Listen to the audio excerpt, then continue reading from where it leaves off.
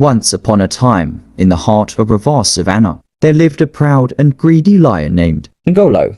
He ruled over the animals with an iron paw, and every day he would hunt in the thick forest, taking as much food as he could, leaving little for the other creatures. His roars could be heard echoing through the plains, and his hunger was never satisfied. One day, as he roamed the savannah in search of his next meal, he spotted a small tortoise named Mamba slowly making its way across a grassy patch. The tortoise was known for being wise and patient, traits that the other animals respected. However, Ngolo had never paid attention to Mamba before and, seeing him as easy prey, decided that it was time for lunch. "Ah, what a tasty little meal you will make, Mamba," Ngolo roared, his eyes gleaming with greed. Mamba, unafraid, looked up at the mighty lion and smiled gently. "You may be the king of the forest, Ngolo, but not all meals are worth the trouble," Mamba said calmly. Ngolo laughed. "What do you mean?" "I can catch any creature I want in this forest." The tortoise, with his slow and thoughtful ways, replied,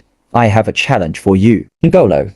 If you can catch me in 3 tries, I will let you eat me. But if you fail, you must promise to stop hunting for a week to give the other animals a chance to eat." Ngolo was both intrigued and amused. "You are a slow little thing. I will catch you with ease." So, they made their pact. Ngolo's first attempt was a simple one.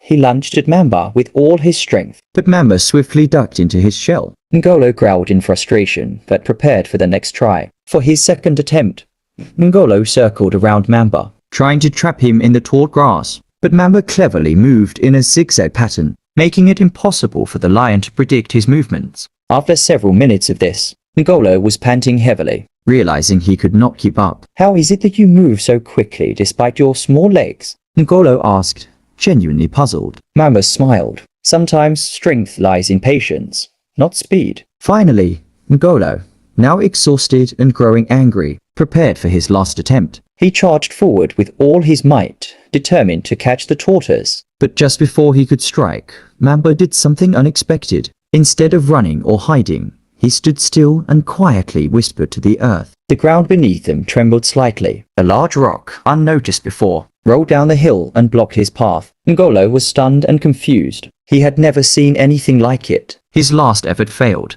and he collapsed on the ground, out of breath. Mamba stood tall and said, "I did not outrun you, Ngolo.